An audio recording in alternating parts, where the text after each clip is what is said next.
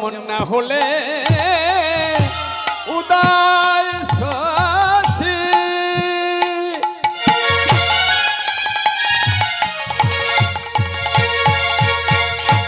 যেমন মালিন নিশি না হলে উদয় শশী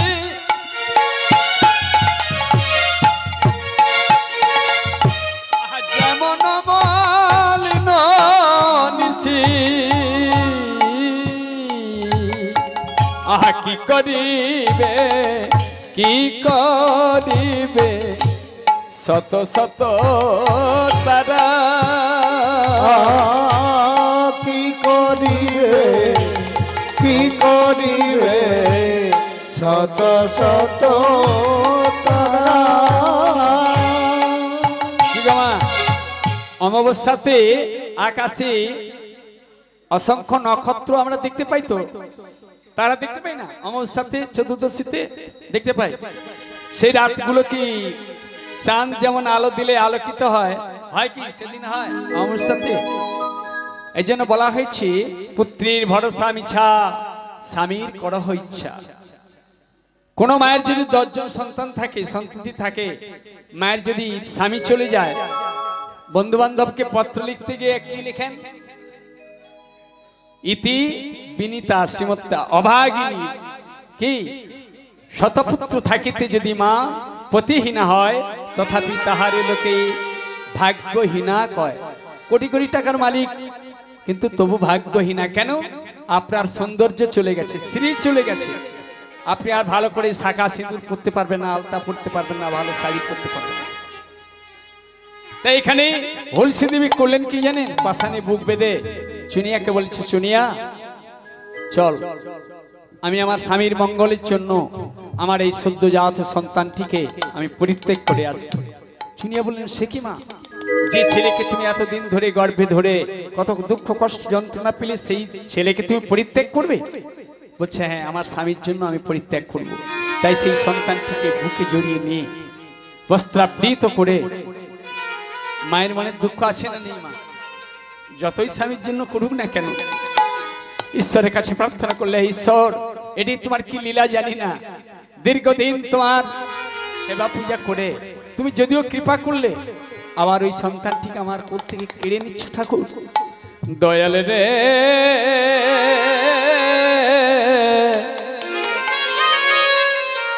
এই ছিল তোর মনে, দয়াল রে এই ছিল তো মনে, দয়াল রে এই ছিল তোর মনে, দয়াল রে এই ছিল তোর মনে। আশার মুকুল শুকাইলে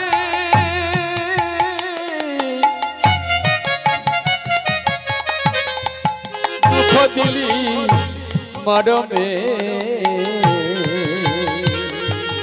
ওরে আশার মুখ শুকাইলি দুঃখ দিলি মরমে, দয়াল রে এই ছিল তোর মনে, দয়াল রে এই ছিল তোর মনে।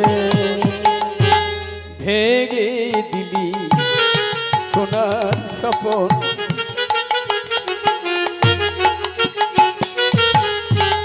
কঠিন বজ্রাঘাতে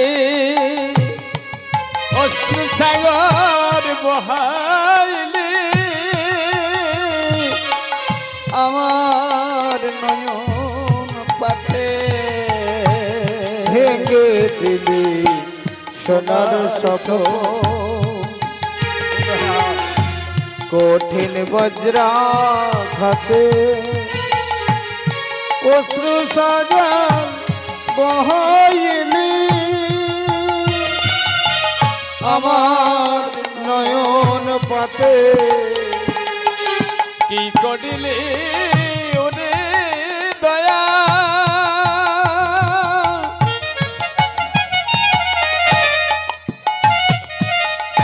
কেন আমার সাজালি কাগা কি করিলি ওরে দয়া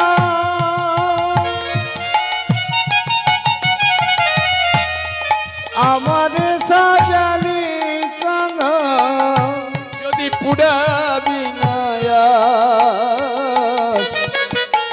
কেন আশা জাগালি মরমে যদি পুরাবিলি না কেন আশা জাগাইলি মরমে দয়াল রে এই ছিল তোর মনে দয়াল রে এই ছিল তোর মনে দয়াল রে এই ছিল তোর মনে সদ্যজাত সন্তানটিকে বুকে করে নিয়ে বাড়ি থেকে কিছুটা দূরে একটি শ্মশান ছিল সেই শ্মশানের কাছে নিয়ে গিয়ে একটি বৃক্ষের তলায় ওই সন্তানটিকে শুয়ে দিয়েছেন আর গাছের ফাঁক দিয়ে চাঁদের আলো ওই ছেলেটির মুখের উপরে পড়েছে আর ওই হুলসী দেবী ওই নিজের সন্তানকে পরিত্যাগ করে আসার আগে ওই ছেলেটির বদন পানে তাকিয়ে যেন মনে মনে বলছে একবার মা বলে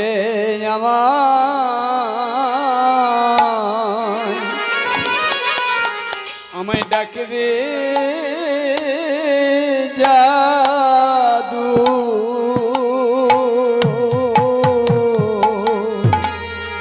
একবার মা বলে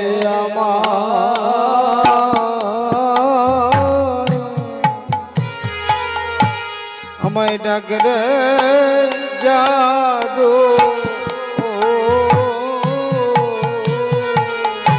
আমি যে মা ডাকে শোনা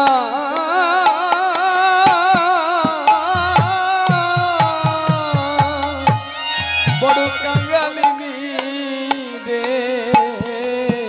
একবার মা বলে আমায় ডাকে রে জাদু আমার মা বলে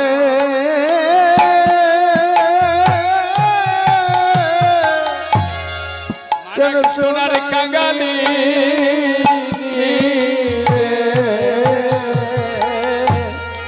একবার মা বলে আমার ডাক রে জাদু শুনিয়া বললেন মাগো এমন করে এখানে কান্নাকাটি করলে লোক জানাজানি হবে আমাদের কলঙ্ক হবে মা চলো মা তাড়াতাড়ি করে চলে যাই এখান থেকে মা পাশানে বুক বেঁধে ভগবানের চরণে নিবেদন করে বললেন হে গোবিন্দ আমি শুনেছি যার কেউ নাই তুমি আছো কি মা যার কেউ নেই তার কে আছে আমি শুনেছি রাখি হরি মারে কে মারে হরি রাখি কে হে ঈশ্বর আমাকে তুমি ক্ষমা করে দিও আমার পতির মঙ্গলের জন্য আমার এই সদ্যজাত সন্তানটিকে আমি তোমার কোলে দিয়ে গেলাম তুমি একে রক্ষা করো ঠাকুর তুমি একে রক্ষা করো গোবিন্দের শরণে নিবেদন করে বাড়ি চলে গেলেন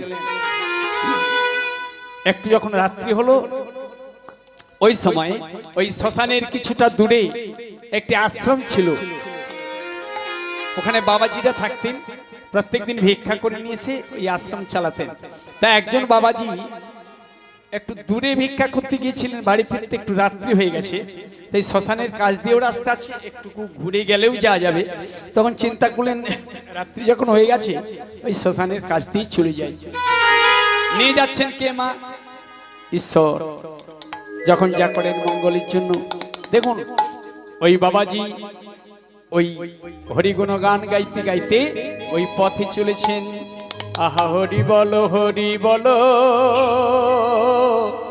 মনে রে আমার হরি বলো মনে রে আমার একবার হরি বল হরি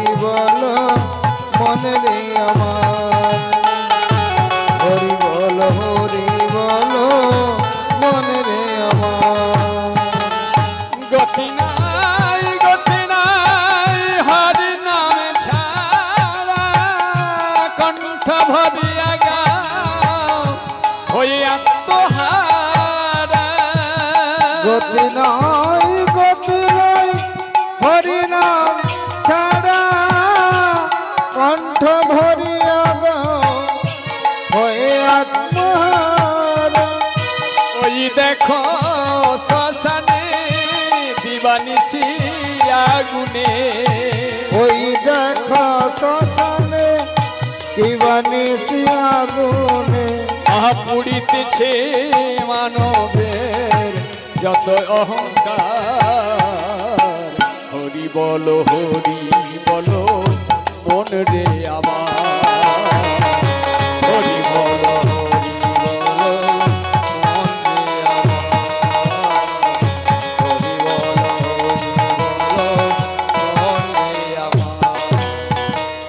জন্মিলে মৃত্যু এই কথাটি সত্য, বুঝিও বুঝো না তুমি যে অনিত্য।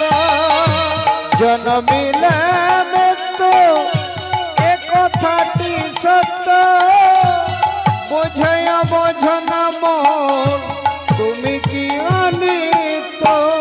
ওই যে তোমার বন্ধু ধরা জীবেন ভব সিন্ধু, ওই যে তোমার বন্ধু তারাইছে ভব সিন্ধু। এক বিন্দু আশা ভাবে করিও না। হরিবালা হরিবালা হরিবালা হরিবালা মন রে আমার। একবার হরিবালা হরিবালা মনে রে আমার, হরিবালা হরিবালা মনে রে আমার। নিতাই গৌর প্রেমানন্দে হরি হরি বল। ওই শ্মশানের কাজ দিয়ে যাচ্ছেন মা, হরি বল। যখন কাছাকাছি এলেন এই শিশু কণ্ঠের কান্নার ধ্বনি শুনতে পেলেন। বলছি, এখানে আবার শিশু কণ্ঠের কান্নার ধ্বনি শোনা যাচ্ছে। তাই বাবাজি আরো কিছুটা আগে গিয়ে যখন দেখলেন না, দেখলেন একটি সদ্যজাত সন্তান শুয়ে রয়েছে। দেখে উনি অবাক হয়ে গেলেন, প্রভু শ্রীরামচন্দ্র এটা তোমার কি লীলা জানি না। তাই কোন মা হয়তো তার লজ্জা ঢাকার জন্য এখানে শুয়ে দিয়ে গেছে। আমি এখন কি করব? এই ছেলেকে তো আমি ছেড়ে যেতে পারবো না। আমি যদি ছেড়ে চলে যাই, কিছুক্ষণ পরে শ্রীগাল কুকুরে সেকে ছিঁড়ে ছিঁড়ে খাবে, তাহলে আমার তো পাপ হবে। এই কথাটি চিন্তা করে ওই যে রাখে হরি মারে কে, মারে হরি রাখে কে। বাবাজি দেখুন, যার সংসার নেই, সংসারী হন না, মায়াতে আবদ্ধ হয়ে গেলেন। মায়া কেমন দেখুন। তাই ওই সদ্যজাত সন্তানটিকে উনি বুকে করে নিয়ে আশ্রমে চলে গেলেন। আশ্রমে অন্যান্য বাবাজিদেরকে বলেন, কি ব্যাপার, আপনি ছেলে কোথায় পেলেন? না, এই শ্মশান দিয়ে আসছিলাম, এই ব্যাপার হয়েছে। ঠিক আছে, নিয়ে আসছেন যখন ভালো। তাই উনি করলেন কি জানেন, ওই আশ্রমে রেখে বাচ্চা ছেলেকে বাড়ি বাড়ি থেকে দুধ ভিক্ষা করে এবার খাইয়ে ধীরে ধীরে করে বাচ্চা ছেলেকে ওনারা বড় করতে থাকলেন। দেখতে দেখতে যখন 6 মাস হলো, অন্নপ্রাশন এখানেই হলো। এরপরে অন্নপ্রাশনের পরে এবার 1, 2, 3, 4, 5 বছরে যখন হলো, যেমন হাতে খড়ি দিতে হয়, এই আশ্রমে থেকে একে লেখাপড়া শেখানো হলো। এবার বাচ্চা ছেলে করে কি, লেখাপড়া আশ্রমে শিক্ষা করে এবং ঠাকুরের জন্য একটু পুষ্প চয়ন করে, হ্যাঁ, তুলসী চয়ন করে দেয়, আর বাবাজিরা সেবা পূজা করে। আর এইখানে থেকে বাবাজিদের কাছ থেকে লেখাপড়া অধ্যয়ন করে। দেখতে দেখতে যখন 9 বছরের হয়ে গেল, এবার এদের একটা কর্তব্য আছে, তাহলে উপনয়ন দিতে হবে। কি মা, ওই যে পয়তা দিতে হয় না ব্রাহ্মণদের, বৈষ্ণবদেরকে যেটা দেওয়া হয়, এটাকে নাম সূচিতে মিলে এবার নামকরণ করে দিয়েছিলেন। এই ছেলের নাম দিয়েছিলেন রামদাস। এই রামদাস যখন 9 বছরের হলো, উপনয়নের ব্যবস্থা করলেন। শুভদিন ধরে এই উপনয়ন যে হবে, শুভদিনের সন্ধিক্ষণে এবার রামদাসকে করলেন কি, মস্তক মুন্ডন করে দিয়ে শিখা রেখে এবার একটি পয়তে দিয়ে, হাতে দণ্ড দিয়ে, কমণ্ডলু দিয়ে, ভিক্ষার ঝুলি দিয়ে, হ্যাঁ, এবার বাবাজিরা বললেন কি, শোনো রামদাস, এখানে তো আর ভিক্ষা মিলবে না, তোমাকে গ্রামে যেতে হবে, পাড়া গায়ে যেতে হবে। তবে শোনো, প্রথমেই তুমি যে ভিক্ষাটা নেবে কোন একজন মায়ের কাছে নেবে। তাহলে মায়ের কাছে নিলে উনি হবেন তোমার ভিক্ষা মা।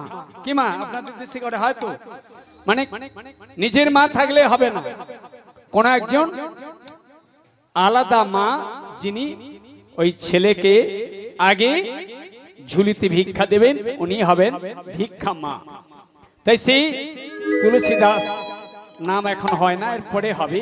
তাই রামদাসকে এরা করলেন কি জানেন, পাঠিয়ে দিলেন ভিক্ষার ঝোলা দিয়ে, গ্রামে চলে গেলেন। ভগবানের কি ইচ্ছা দেখুন,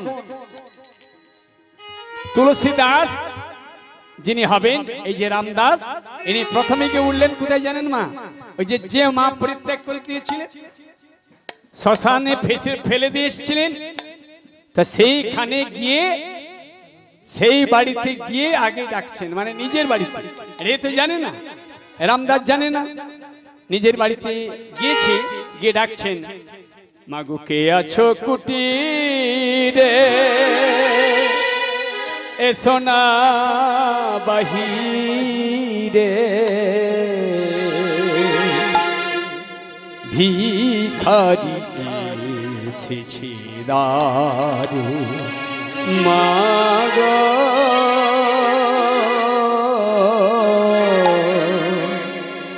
কে আছো কুটিরে, এসো না বাহিরে, ভিখারি এসেছি দ্বারে, মাগো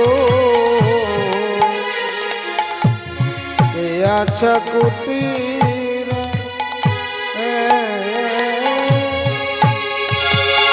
মা তোমাদের বাড়িতে কে আছো, দাও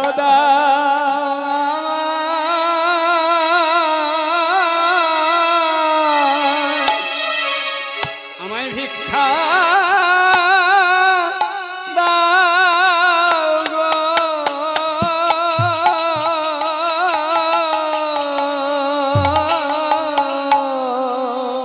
ওগো দাও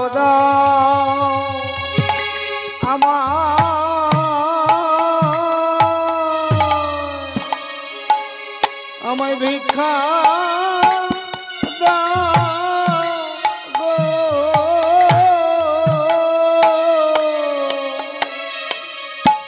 কে আছো মাগো এসো বাহিরে,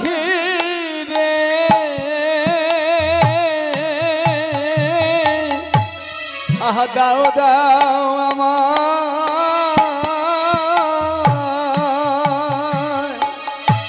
আমায় ভিক্ষা দাও গো,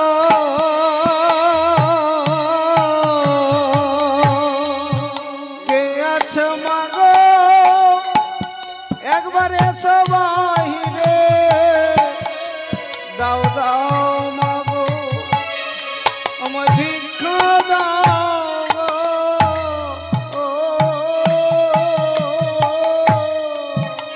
ওই মধুর কণ্ঠে ধ্বনিটি শ্রবণ করে বাড়ির মধ্যে যে চুনিয়া দাসী ছিল তাড়াতাড়ি করে বেরিয়ে এলেন।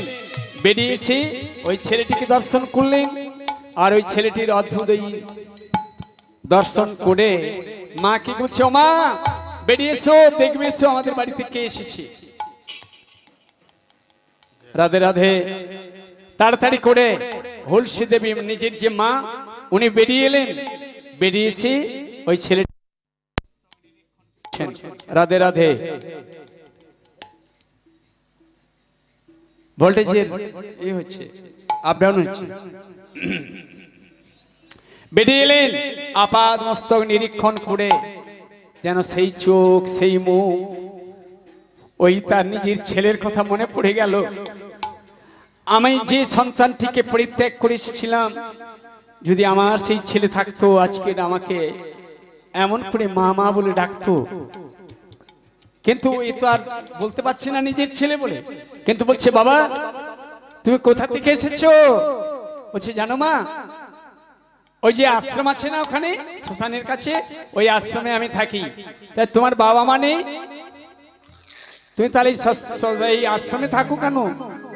বলছে জানো মা, আমার বাবাকে মাকে আমি চিনি না, তো যে বাবাজি আমাকে নিয়ে গিয়ে প্রতিপালন করেছিলেন আশ্রমে রেখে, আমি ওনার মুখে শুনেছিলাম আজ থেকে 9 বছর আগে ওই শ্মশানে নাকি আমাকে কুড়িয়ে নিয়ে গিয়ে তারা মানুষ করেছেন। আর এই যে বলে দিয়েছেন ওই শ্মশান থেকে কুড়িয়ে নিয়ে গেছেন, এই মা তো নিজেই ফেলে দিয়ে এসেছিলেন। সঙ্গে সঙ্গে মায়ের বুকটা দুরু দুরু করে কেঁপে পড়লো। ঈশ্বর, ঈশ্বর তুমি আছো, তুমি যখন যা করো মঙ্গলের জন্য। আমার সন্তান আজ জীবিত। বলছে বাবা ঠিক আছে বাবা, তুমি একটু দাঁড়াও, আমি ভিক্ষা দিচ্ছি। বাড়িতে গিয়ে সোনার থালায় করে চাল ডাল তরি তরকারি সওদা টাকা পয়সা নিয়ে ওর ঝোলাতে দিয়ে দিলেন। ঝোলাতে দেওয়ার পরে বলছি জানো মা, সাধু বাবা আমাকে বলেছেন তুমি যখন আমার এই ঝোলাতে আগে ভিক্ষা দিলে, আজ থেকে তুমি হলে আমার ভিক্ষা মা, আমি তোমাকে মা বলে ডাকবো। তাই এখানে তুলসী দেবী তো অনেকদিন মা ডাক শুনতে পায় না। আর এদিকে অল্প দিনের মধ্যে ওই বাবাজি বলেছিল আমার অকাল মৃত্যু হবে, সন্তানের মুখ দর্শন করবে। সেই স্বামীও আর নেই, স্বামী চলে গেছে। একদিকে স্বামীর বিরহ ব্যথা, পুত্র শোক জ্বালা বুকে নিয়ে বেঁচেছিলেন। এবার ওর কাছে যখন পরিচয়টি পেলেন, বলছে ঠিক আছে আমি তোমাকে ভিক্ষা দিলাম, তবে একটি কথা কি, আমি যদি তোমাদের আশ্রমে যেতে চাই যা যাবে না? কেন যা যাবে না? নিশ্চয়ই যা যাবে। তাহলে এক যুক্তি করো মা, তোমরা প্রস্তুতি নাও, আমি আর 5 ঘর ভিক্ষা করে নিয়ে আসি, ভিক্ষা করে নিয়ে এসে আমি তোমাদেরকে নিয়ে যাব।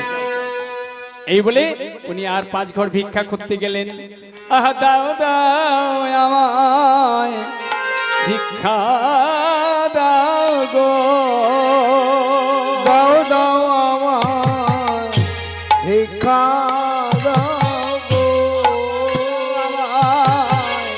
ভিক্ষা দাও গো, দাও দাও আমায় ভিক্ষা দাও গো। আমি আমার বলছি মা তোমাদের বাড়িতে কে আছো, ভিক্ষা দাও। আমি উপনয়নের জন্য এসেছি গো, হা দাও দাও আমায় ভিক্ষা দাও গো, উপনয়নের জন্য এসেছি গো, দাও দাও আমায় ভিক্ষা দাও গো। যে যেমন পারলেন, কেউ না বললেন না, সকলে সেই ভিক্ষা দিয়ে গেলেন ঝুলিতে। ভিক্ষা নেওয়ার পরে আবার গেলেন সেই মায়ের কাছে, বলছে মা আমার ভিক্ষা করা হয়ে গেছে, এবার তাহলে তোমরা চলো। তাই সেই মা করলেন কি জানেন, একটি ঝুড়িতে করে চাল ডাল আরো সওদা কিছু নিয়ে ওই চুনিয়া দাসীকে সঙ্গে নিয়ে ওই আশ্রমে গিয়ে উপনীত হলেন। আশ্রমে যখন গেলেন, এবার সেখানে গিয়ে রামদাস বলছেন বাবাজি ইনি আমার হলেন ভিক্ষা মা, উনি আমাকে আগে আমার ঝুলিতে চাল দিয়েছিলেন। ঠিক আছে ঠিক আছে। এবার ওই মা এবং চুনিয়া দাসী বাবাজিদেরকে প্রণাম করে বললেন বাবাজি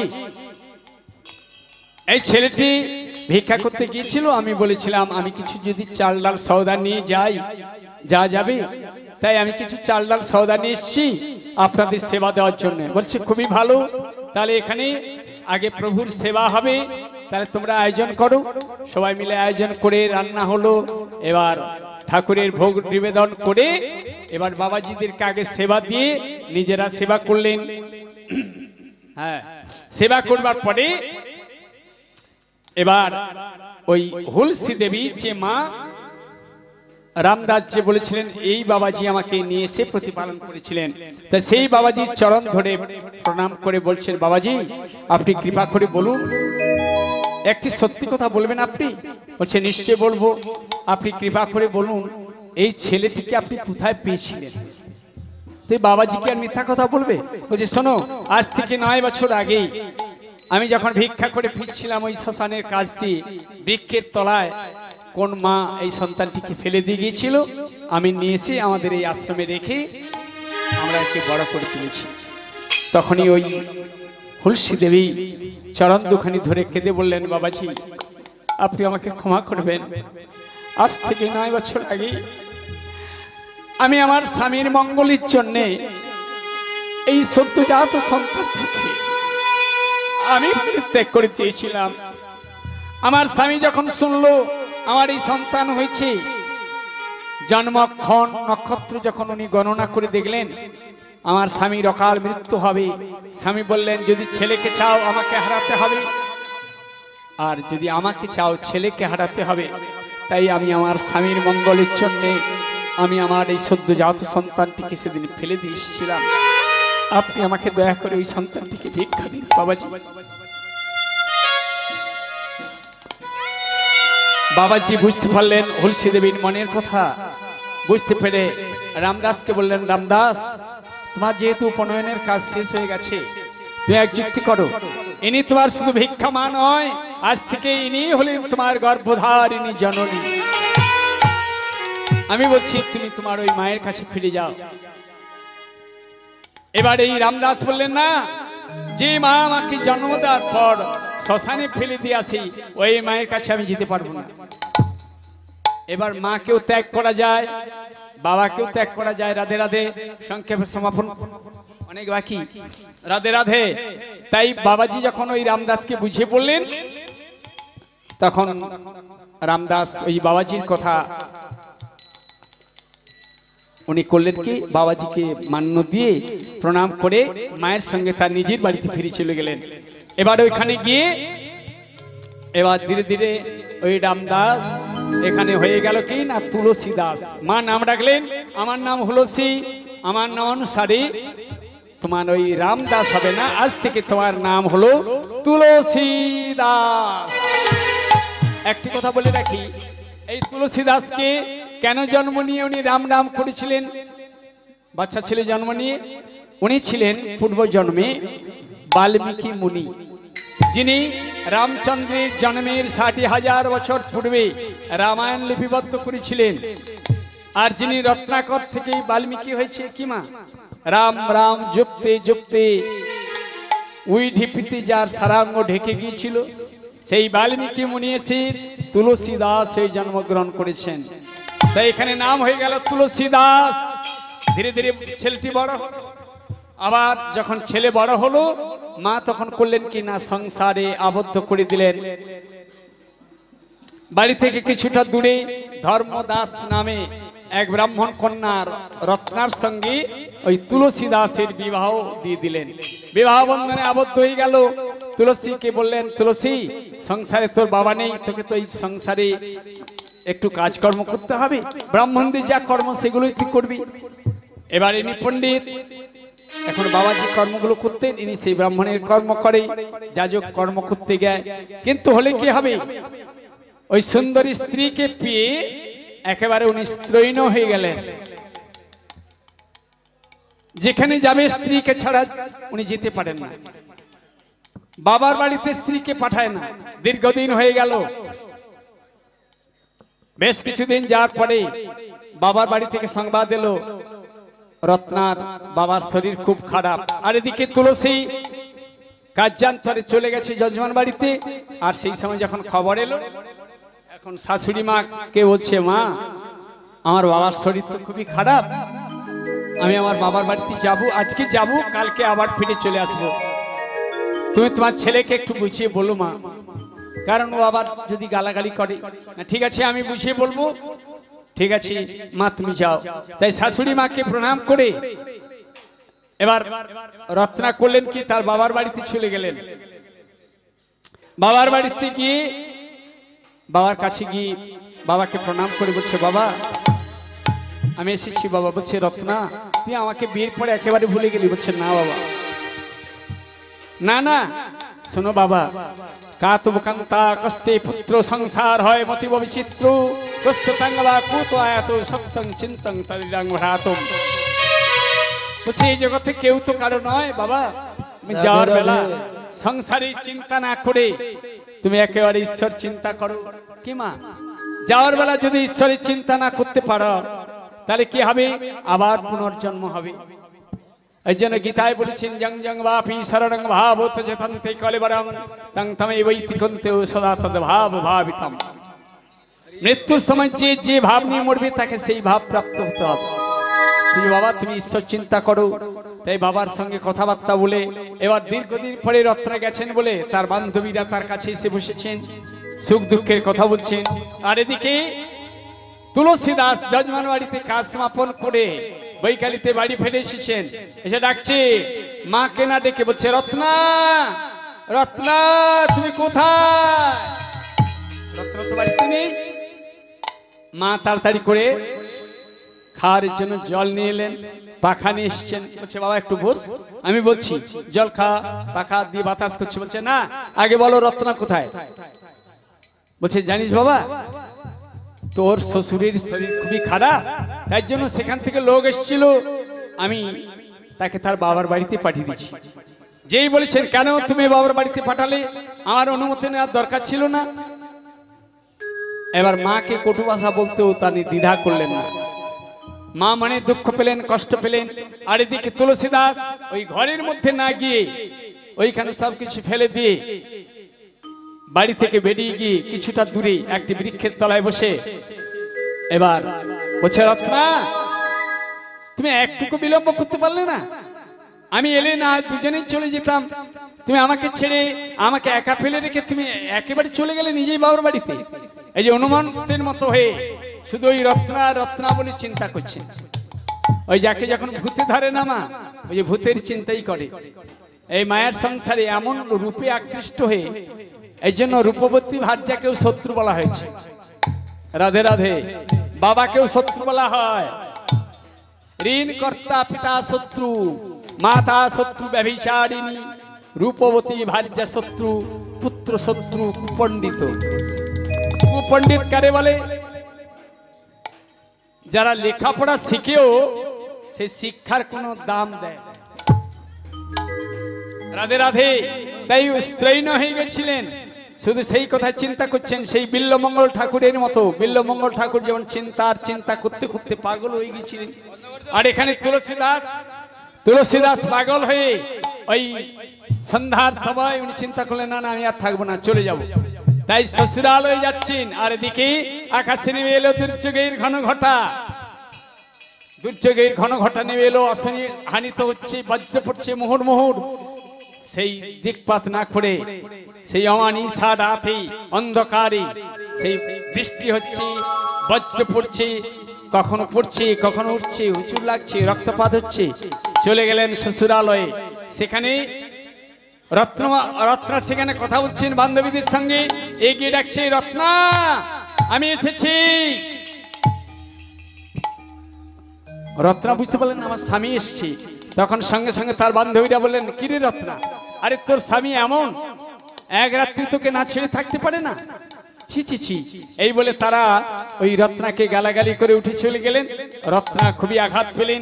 সেই সময় রত্না ওই তার স্বামীকে ক্রোধান্বিত হয়ে খুব আঘাত পেলেন। তো বলছে ছি ছি ছি, তুমি কি মানুষ? তুমি একটি মানুষ নামের কলঙ্ক। তোমার ব্রাহ্মণত্ব ধিক, তোমার মনুষ্যত্ব ধিক, তোমার পিতামাতায় ধিক, তোমার বিদ্যায় ধিক, তোমার রূপে ধিক।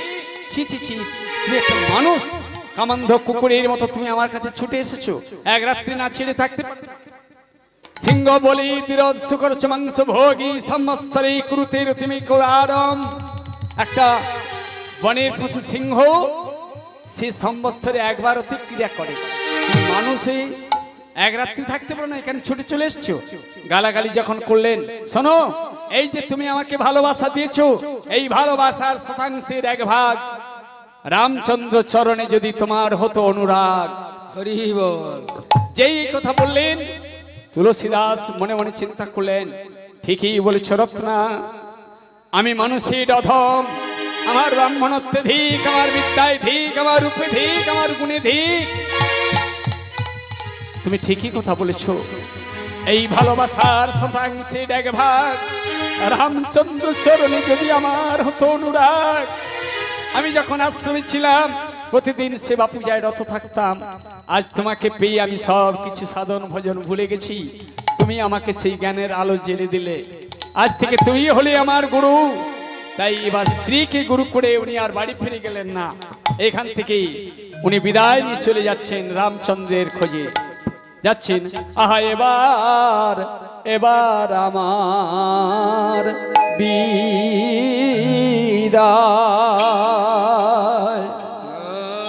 বিদায় দাও গো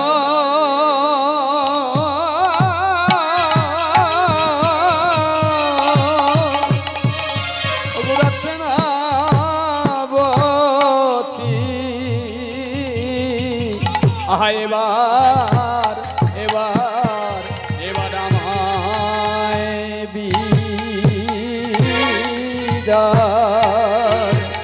বিদায় দাও গো রত্নাবতী এবার আমার বিদায়। আহা যাই গো জনমের মতো এবার আমায় বিদায়। যাই গজা নামের মতো এবার আমার বিদায়। আহা এই দেখায় আমার শেষে দেখায় এবার আমায় এই দেখা আমার শেষ দেখা এবার আমার বিদায়। আরে বা দেখা হয় বা না হয় এবার আমায় বিদায়। আর বা দেখা হয় বা না হয় এবার রত্নবী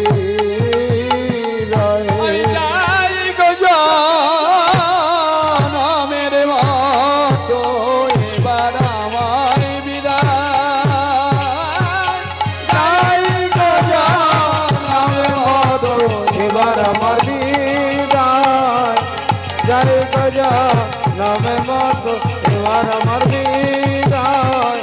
যাই গজা নামের মতো এবার আমার। এবার স্ত্রীর কাছে বিদায় নিয়ে উনি চলে গেলেন। এবার কাশীতে যেখানে গিয়ে উনি বিশ্রাম করছিলেন একটি বৃক্ষের তলায়, সেখানে ওই গাছে একটি ব্রহ্মদত্তী ছিল।